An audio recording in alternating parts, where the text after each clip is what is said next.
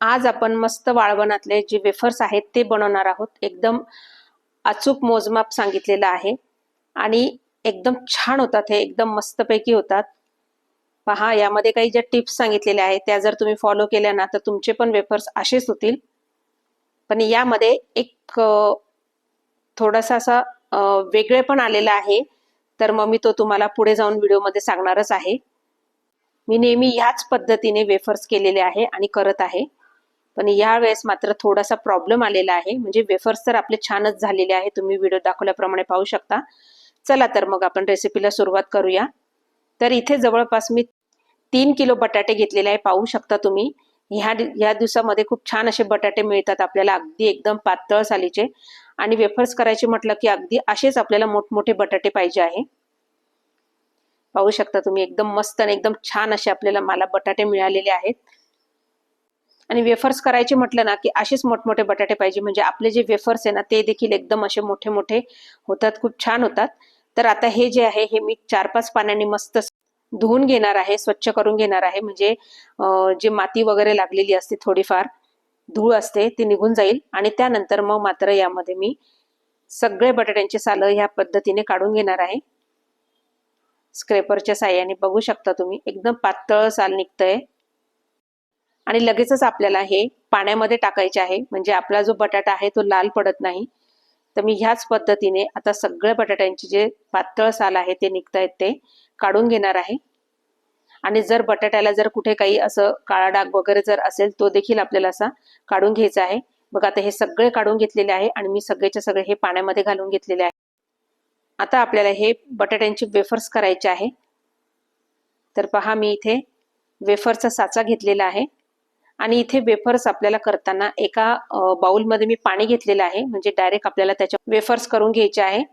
तर पाहू शकता तुम्ही, इथं माझ्याकडे छोटा साचा आहे, त्याने मी हे वेफर्स करून घेणार आहे। आणि वेफर्स करताना मात्र आपल्याला एकाच दिशेने, जसे व्हिडिओत दाखवते आहे त्याप्रमाणेच आपल्याला हे काढून घ्यायचे आहे। असं वर खाली करायचं नाही, वर खाली जर केलं तर मात्र इथे आपल्या वेफरचे तुकडे पडतात, पहा।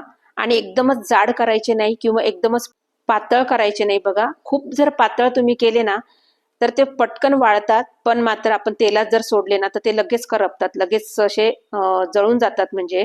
आणि खूपच जाड जर केले ना तर मग वाळायला मात्र खूप त्रास होतो, पटकन वाळत नाही। तर बघा, ह्या प्रकारे मी असे हे करून घेत आहे, अगदी मीडियम साईजचे करून घेत आहे। पहा किती छान असे मस्त, आणि बटाटे खूप मोठे असल्यामुळे खूप सुंदर असे वेफर्स पडलेले आहे, तुम्ही पाहू शकता। अजिबात बटाटा हा खालीवर करायचा नाही, प्रत्येक वेळेस हा एकाच दिशेने आपल्याला वेफर्स करून घ्यायचे आहेत। तर मी आता हे सगळे वेफर्स करून घेणार आहे, पाहू शकता किती छान पडतायत ना। पहा, आता हे सगळे वेफर्स मी करून घेतलेले आहे आणि हे सगळे आपल्याला पाण्यातच टाकायचे आहे। आणि हे असेच आपल्याला आता 10 मिनिटं पाण्यातच ठेवायचे आहे, म्हणजे काय होईल ना, बटाट्यामध्ये जे स्टार्च असतात ना ते सगळं निघून जायला पाहिजे। आणि जर आपण असे स्वच्छ आणि व्यवस्थित जर धुतले नाही ना, स्टार्च तसेच जर राहू दिले ना, तर मात्र आपले बटाट्याचे जे वेफर्स आहे ते लाल पडतात, काळे पडतात।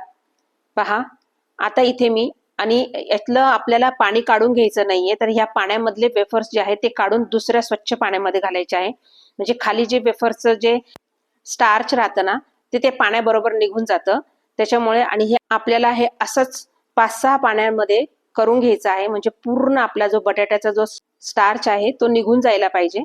बघ, आता मी 5-6 पाण्याने स्वच्छ धुतलेलं आहे, तुम्ही पाहू शकता, अगदी एकदम स्वच्छ आणि एकदम नितळ पाणी आता वरती दिसायला लागलेलं आहे। आणि बटाट्याचा पूर्ण आपला हा स्टार्च जो आहे तो निघून गेलेला आहे। पहा किती स्वच्छ पाणी दिसतंय ना, असंच पाणी दिसलं पाहिजे आणि पूर्ण स्टार्च हा निघून जायला पाहिजे। आता हे आपल्याला असंच रात्री, म्हणजे आदल्या दिवशी करून ठेवायचं आहे, रात्रभर हे असंच ठेवायचं आहे आपल्याला। रात्रभर मी हे आता असंच ठेवलेलं होतं। आता दुसऱ्या दिवशी मात्र आपल्याला मी पुन्हा एकदा स्वच्छ धुवून घेतलेले आहे, बघा असे। आणि असे पाण्यात टाकून ठेवले ना तर पहा किती मस्त असं छान असं कडकपणा त्यामध्ये आलेला आहे। एक एक वेफर्स पहा किती छान, अगदी मस्त असा कडक झालेला दिसतो ना, कडक म्हणण्यापेक्षा एकदम असा टाईट झाल्यासारखा दिसतो, असा छान त्याला असा वाक पण आलेला आहे, खूप सुंदर दिसतायत ते।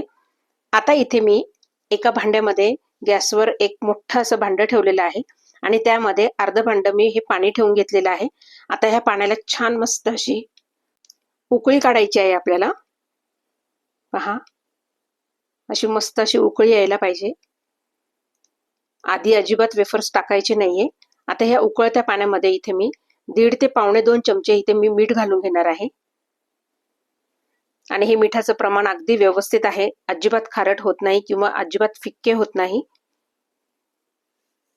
पहा, आणि यामध्येच आपल्याला अगदी अर्धा टीस्पून पेक्षा पण थोडंसं आपल्याला इथे तुरटी घालून घ्यायची आहे. ते मी इथे तुरटीचा भुगा जो आहे तो घालून घेत आहे. तुम्ही या पाण्यामध्ये अगदी नुसती तुरटीचा खडा जो आहे ना तो जरी फिरवला ना तरी चालणार आहे. पण यामध्ये मी थोडंसं टाकूनच घेतलेलं आहे. आणि आता हे सगळं व्यवस्थित मस्त मिक्स करून घ्यायचं आहे आपल्याला.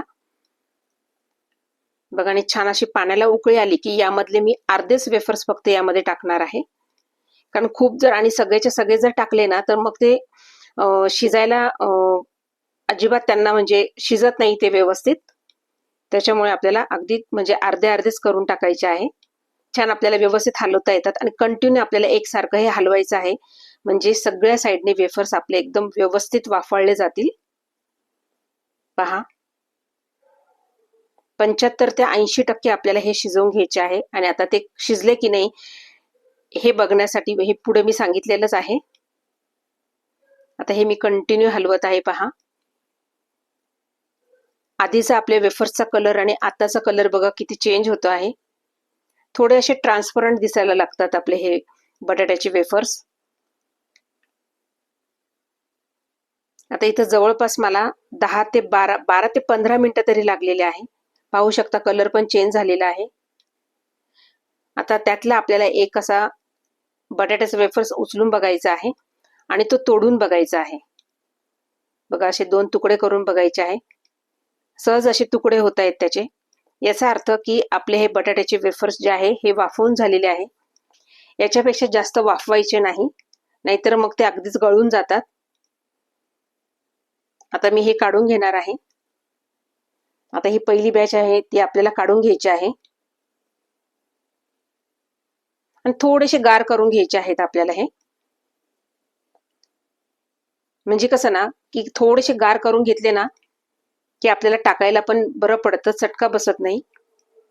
आता ही दुसरी बॅच पण टाकून घेणार आहे मी. तेवढंच मीठ घातलेलं आहे, तेवढीच तुरटी घातलेली आहे आणि बाकीचे सगळे जे वेफर्स आहे ते टाकून घेणार आहे यामध्ये. हे पण आता मस्त कंटिन्यू आपल्याला हलवत राहायचं आहे. आता इथे मी कापड अंथरून घेतलेलं आहे. दारातच माझी इथे मस्त ऊन पडतं आहे. त्यामध्ये आपल्याला हे जे वेफर्स आहे पटापट आपल्याला पटापट म्हणण्यापेक्षा आरामात जरी केलं तरी चालणार आहे. फक्त काय होतं ना की आपले हे बटाट्याचे वेफर्स आहे ना हे गरमागरम आहे. एक दुसऱ्यांवर ठेवले गेले ना की ते जास्त शिजतात वाफेमुळे. म्हणून आपल्याला हे पटापट टाकून घ्यायचे आहे. बघा, आता हे मी असे सगळे टाकून घेतलेले आहे. बघा किती छान दिसत आहेत ना. व्हिडिओ जर आवडला ना तर नक्की लाईक करा आणि नवीन असाल तर सबस्क्राईब करायला मात्र विसरू नका. बघा, आता इथे मी तुम्हाला सांगितलं होतं की माझा इथे एक प्रॉब्लेम असा झालाय की नेमकी मी ज्या दिवशी वेफर्स केले ना त्याच दिवशी मात्र पाऊस यायला सुरुवात झाली. त्याच्यामुळे ना आदल्या दिवशी बटाट्याचे वेफर्स अजिबात वाळलेले नाही आणि त्याचा थोडासा कलर पण चेंज झाला ते कच्चे असल्यामुळे. पण हरकत नाही, 2 दिवस मात्र मी यांना छान असं मस्त कडक ऊन दाखवलेलं आहे. पण काहीच प्रॉब्लेम झालेला नाही. कलर जरी चेंज झालेला असला ना तर तुम्ही तळून बघा, एकदम सुंदर एकदम छान झालेले आहे. बघा, जसे आपण वाळत टाकलेले होते त्या ज्या साईज मध्ये होते ना त्याच साईज मध्ये पुन्हा हे छान झालेले आहे. अगदी पांढरे शुभ्र, म्हणजे असे वाळल्यानंतर जरी तुम्हाला हा कलर आलेला दिसत असला ना तरी तळल्यावर मात्र एकदम पांढरे शुभ्र आणि एकदम मस्त झालेले आहे. पाहू शकता तुम्ही. आणि इतके छान फुलतायत हे. बघा, मला असं वाटलं होतं की म्हणजे काय होईल आणि काही नाही, पण तरी पण मी ट्राय केला, तळून बघितले, पण खूप म्हणजे खूप छान झाले. आणि हे तळून बघितल्यानंतरच मग मला असं वाटलं की हा व्हिडिओ तुमच्यापर्यंत पोहोचायला पाहिजे. बघा कसे वाटतायत, किती छान दिसतायत ना, किती छान झालेत हे वेफर्स आपले. आणि खायला पण खूप सुंदर झालेले आहे. तर नक्की तुम्ही ह्या पद्धतीने करा, पण थोडं ऊन असल्यानंतर करा. कारण आता मात्र वातावरण खूप चेंज होतोय, मध्येच पाऊस पडतोय, मध्येच गारवा येतोय. त्याच्यामुळे पण हरकत नाही, दिसायला जरी चांगले नसले तरी तळल्यानंतर खूप सुंदर दिसतात पण आणि छान लागतात पण. तर नक्की तुम्ही ह्या पद्धतीने ज्या टिप्स सांगितलेल्या आहेत त्या तुम्ही फॉलो करा. बस फक्त एकच प्रॉब्लेम झाला की ज्या दिवशी मी केले त्या दिवशी मात्र पाऊस पडला, त्याच्यामुळे ते वाळले नाही. नंतर मात्र मी 2-3 दिवस अगदी कडक उन्हात हे वाळवून घेतलेले आहे. चला तर मग नक्की बघा किती छान दिसतायत ना. अगदी मी तुम्हाला तोडून सुद्धा दाखवते. अजिबात कडक नाही झालेले ते, अगदी मस्त असे ठिसूळ झाले, एकदम मस्त. तुम्हाला एक तोडून दाखवते. पहा, नक्की या पद्धतीने करा आणि कसे वाटले मला कमेंट करा.